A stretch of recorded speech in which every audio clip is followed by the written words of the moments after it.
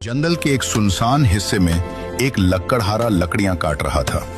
अचानक उसकी नजर एक बड़े दरख्त के नीचे पड़ी जहां एक शानदार बाज का अंडा गिरा हुआ था।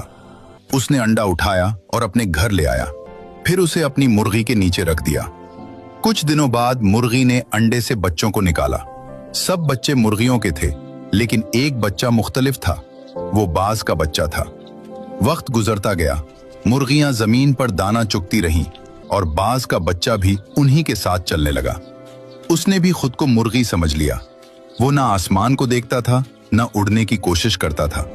उसे लगता था कि यही जिंदगी है, जमीन पर चलना, दाना चुगना और डर कर जीना।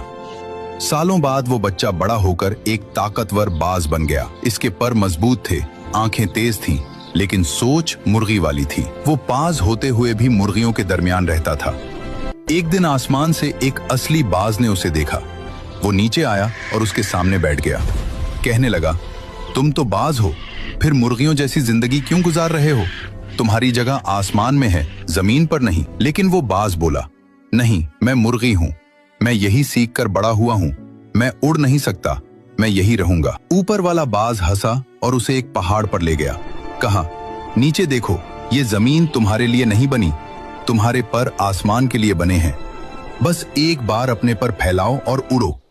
उसने हिचकिचाते हुए पर फैलाए, और जब उसने खुद को आसमान में छोड़ा तो उसे अपनी असल पहचान याद आ गई।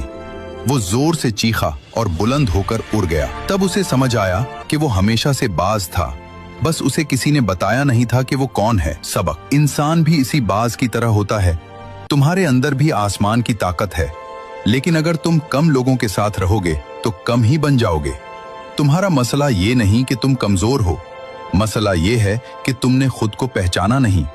आज फैसला करो, मुर्गी बनकर जमीन पर चलना है या बाज बनकर आसमान को छूना है।